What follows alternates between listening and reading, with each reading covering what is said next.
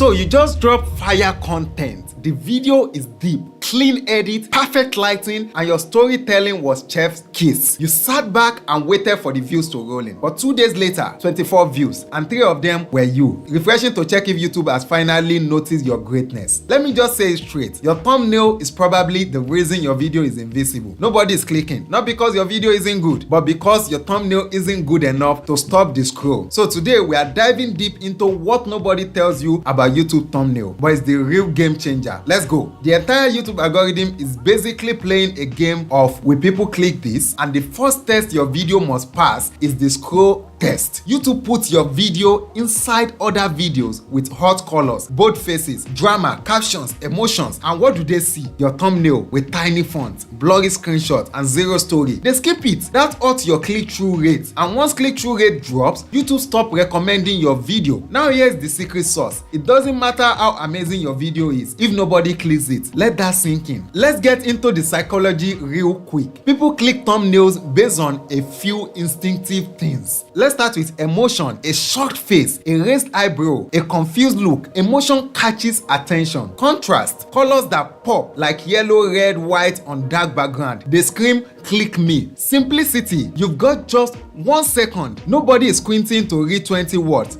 Make it bold, clean, and instantly clear. Curiosity, your thumbnail should ask a question visually without actually asking. Make the viewer feel like they need to know what's inside. Think about Mr. Beast. Why do you click? It's not because of the title alone. The thumbnail tells a full story even before you read anything. Let's call ourselves out, shall we? If you are using screenshots from your video as your thumbnail, especially if the lighting is off, cramming in too much text. How I started my YouTube channel with 0 subscribers and got monetized in 3 months on a thumbnail. Bros, calm down. Fonts that are too small to read on mobile. Remember, most people watch YouTube on their phones. No focal point. If I can't figure out what to look at in 1 second, I'm skipping. Matching the thumbnail too closely with everyone else. You want to stand out, not blend in like agege bread at a bakery convention. Now here is how to actually step up your thumbnail game. Number 1, Canva, the beginner's paradise. You don't need to be a graphic designer. Just click the link in the description, sign up and search YouTube thumbnail. There are free templates, drag and drop elements, and you can customize everything. Text, colors, images, vibes. Use bold fonts, zoom in on faces, add shadows, play with contrast. Number 2, use free stock images if needed. If you don't have professional pictures, no wahala. Try pexels.com or unsplash.com for high quality copyright free images. They've got everything from shocked expression to tech backgrounds to lifestyle vibes. Just make sure your thumbnail still feels like you. Don't catfish viewers with stuff that looks nothing like your actual video. Number 3, YouTube thumbnail test and compare. This right here is next level stuff. If you've ever wondered which thumbnail will get more clicks, YouTube lets you test 3 versions on your video over time. You upload 3 thumbnails, it rotates them for different viewers and tracks the performance. Whichever one wins, you stick with that. Data over guesswork always. Let's imagine 3 thumbnails for the same video. How I made my first $100